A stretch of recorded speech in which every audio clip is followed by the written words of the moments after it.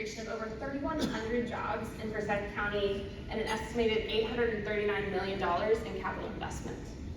When we do an impact analysis on that, we can add an additional 3,000 indirect and induced jobs to those projects and a cumulative $285 million in annual wages. Now those are really big numbers, and it's easy to lose sight of what they actually represent. Last summer, our team attended a ribbon cutting for a company that we had helped recruit to Winston. And at the event, an employee of the new operation came up to us and said, "Thank you so much for what you do. If it weren't for you, I wouldn't have this opportunity." Ultimately, the measure of our work is not a big capital investment number or a press release. It's whether we've created new opportunity for an individual or a family in our community. So let me take you from the results we can see today to, as Mark mentioned, what we're seeing coming down the pipeline. This is our economic development dashboard, and as you can see, we are currently working almost 100 active projects. But more important than the number itself are what those projects tell us about where our economy may be headed. My teammates, JT Warren and Trey Blackwood, do a fantastic job not only responding to these project inquiries, but also keeping track of the data on the projects so we can make informed decisions to prepare for what's next. So that's what I want to share with you now. A few trends we have noticed over the past few months that we found particularly interesting. The first, our overall project mix, which right now is dominated by advanced manufacturing. 80% of the projects we're working are in some form of manufacturing. Now that's a pretty broad category, but generally speaking, we are talking about technology-driven, often highly automated, capital-intensive projects. Within manufacturing, there are three subsectors we've seen a lot of recently: energy and technology, automotive and transportation, and specialty food manufacturing.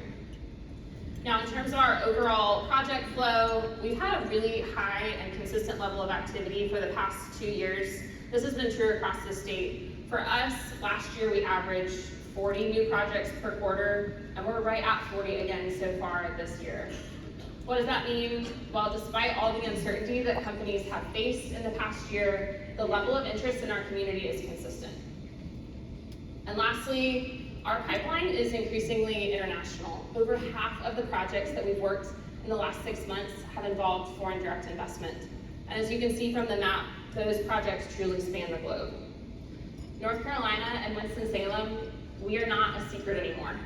We are competing globally for investment. And we are fortunate to get to do this work alongside the Economic Development Partnership of North Carolina, EDP&C, whose international offices generate many of these opportunities that turn into projects that we need. Can your infrastructure actually support our growth? Will our people want to live here? And do you have a site that can move quickly?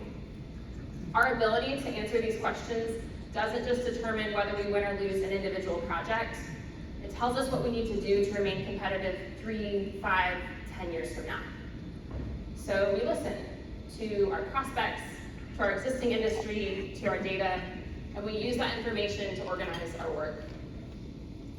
For us, preparing for opportunity means focusing on 5 primary areas: talent and workforce, business growth and innovation, business recruitment, sites and infrastructure, and quality of place. And these are not all separate tasks. These are all driven by what we're hearing from companies and seeing in our data. So let me show you what that work looks like day to day, starting with a question we hear on every project: workforce. This is our team visiting Zila Beg alongside Forsyth Tech. And this is what workforce development often looks like for us. Not sitting in our office trying to guess what companies need, but actually going into facilities with our education partners and talking to employers about what jobs and skills they're struggling to fill. This does a few things. It helps Forsyth Tech respond with training and programs. It gives us insight as to where workforce needs may be changing, and it gives us better information for the next time a company asks, "Can I find my people here?" And sometimes when we listen to the market, we notice a gap in what we're able to offer. The BioNest Fund is a great example of that. Last year, we identified a gap in our ability to compete for and support growing life sciences companies. So those companies where a relatively small amount of capital could really help them take their next step. So last fall, we launched the BioNest Fund. Since then, we've awarded $125,000 across 9 companies, supporting the creation of 100 new life science jobs right here in Winston-Salem.